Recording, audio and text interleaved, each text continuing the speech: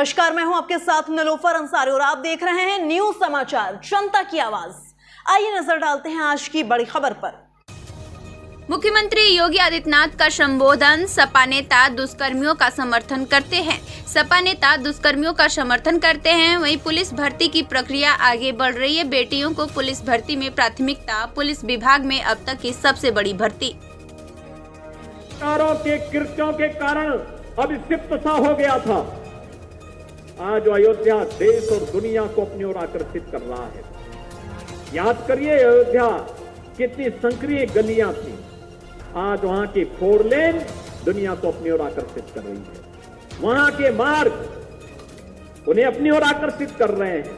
वहां का एयरपोर्ट अपनी ओर आकर्षित कर रहा है। और जब आपने भी देखा होगा कि जिन लोगों को आज अयोध्या का ये विकास अच्छा नहीं लगता तो उन्होंने सोशल मीडिया हैंडल का दुरुपयोग करके दुष्प्रचार करना प्रारंभ कर दिया। एक दिन आया कि 13,000 लैंड, अयोध्या की 13,000 एकड़ लैंड 3 लोगों को आवंटित कर दी गई। मुझे बताओ, क्या अयोध्या प्रॉपर में 13,000 एकड़ लैंड है क्या? पहले तो उनकी बुद्धि और विवेक पर ही मुझे संदेह होता है जो लोग इस प्रकार की न्यूज देते हैं। दूसरा, अयोध्या में कोई भी लैंड आवंटित नहीं की गई तो इस प्रकार की फेक न्यूज क्यों देते हैं?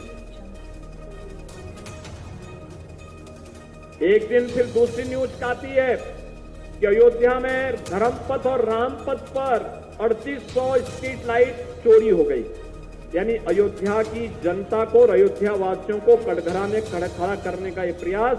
ईयर में वह अप्रेंटिसशिप की स्कीम के साथ जुड़े या अपना कोई प्रोजेक्ट सबमिट करे।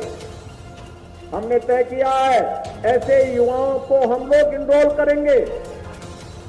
इनरोल करने के साथ उसको कहेंगे कि तुम्हें इस विषय पर अपना प्रोजेक्ट वर्क पूरा करना है।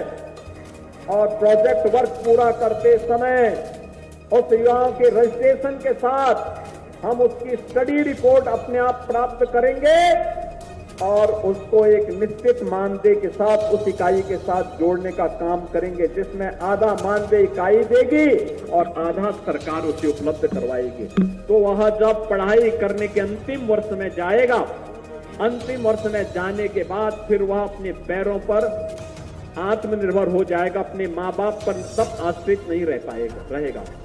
और बहनों और भाइयों, इस स्कीम का भी लाभ लेने की आवश्यकता है। सरकार ने किसी भी प्रतियोगी परीक्षा की तैयारी के लिए वह नीट की परीक्षा को एक तरफ मोदी जी बेटी पढ़ाओ बेटी बढ़ाओ के साथ आगे कार्य कर रहे हैं। मोदी जी ने नारी सशक्तिकरण बंधन अधिनियम के माध्यम से देश की संसद में और प्रदेशों की विधानसभाओं के लिए सुनिश्चित किया है कि उन्हें भी संसद में और विधानसभाओं में जाने का अधिकार मिलना चाहिए। देश की नई संसद का कोई अधिनियम पहला पारित हुआ तो मातृशक्ति के लिए समर्पित नारी बंधन शक्ति अभिनंदन का एक विधेयक था। नारी शक्ति बंधन अधिनियम था, जिसके माध्यम से उन्हें संसद में और विधानसभाओं में 33% सीटों पर भी चुन करके जाने का अधिकार प्राप्त हुआ। और दूसरी तरफ ये लोग हैं, कल मैं देख रहा था समाजवादी पार्टी के नेता का बयान में पढ़ रहा था। वो बोल रहे हैं समर्थन कर रहे हैं उन दुष्कर्मियों का जिन्होंने कोलकाता के अंदर एक डॉक्टर के साथ सामूहिक दुष्कर्म